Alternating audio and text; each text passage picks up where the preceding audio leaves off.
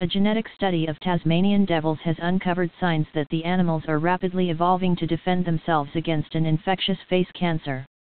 One of just 3 known transmissible cancers, this tumor has wiped out 80% of wild devils in the past 20 years.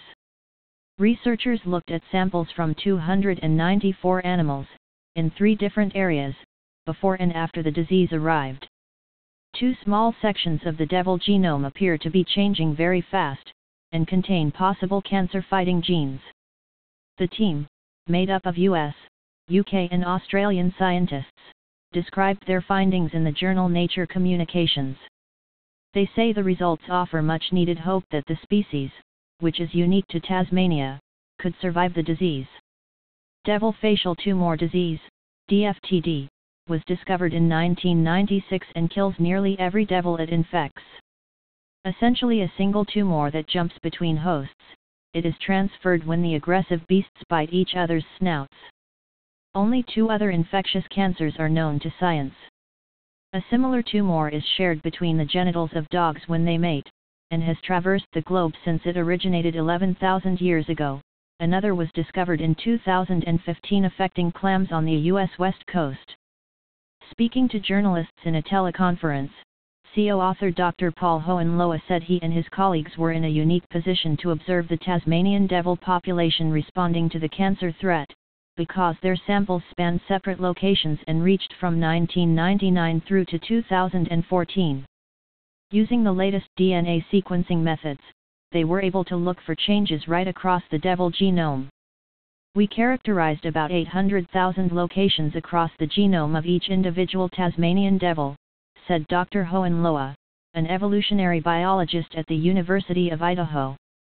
Our goal is to look for genetic variants that could convey some sort of resistance so that it may be possible to manage captive populations to ensure that that genetic variation is maintained.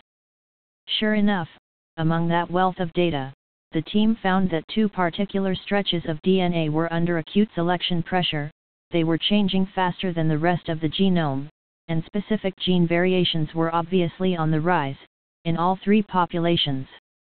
Most importantly, there were 7 particular genes, within those favored regions, that looked like good anti-cancer candidates. They were connected to the activity of the immune system, for example, or there was a matching gene in humans with a known link to cancer. Particularly, there are several that seem to be involved in directing immune cells to dysfunctional cells or pathogens, and we think those are particularly promising, said Dr. Brendan Epstein from Washington State University, the paper's first author. His colleague Dr. Andrew Sturfer, also from Washington State, said this was cause for optimism.